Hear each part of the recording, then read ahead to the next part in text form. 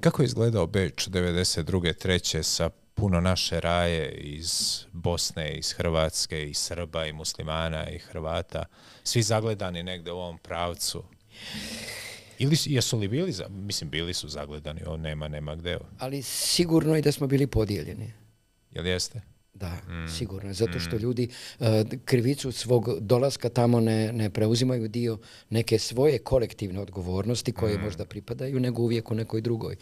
Ja sam tih prvi nekoliko dana boravka, kada se sistem raspao, bio sam zaposlen u ambasadi Bosne i Hercegovine. Recimo, to je jedan podatak koji niko nije znao. Ne zna do i sada. zanimljivo jeste. Šta si radio? Koje je radno mesto? Bio sam zadužen da sve projekte koji se rade u ime Bosne i Hercegovine, gdje se skupljaju novci i kulturni programi, da ja budem taj čovjek koji će odrediti da li on stoji Bosna i Hercegovina za toga ili ne.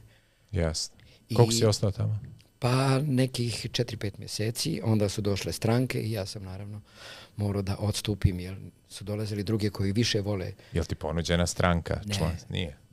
Kao takva davno jeste, jel? Ali ja, ni moj otac, ni moj brat, ni ja nismo bili vaspitani u tom kolektivnom načinu razmišljanja. Smatrao sam oduvijek, ako ja kao čovjek te zajednice se bavim dobro pozorištem, onda će svaka stranka biti sretna da se ja u okviru nje bavim pozorištem.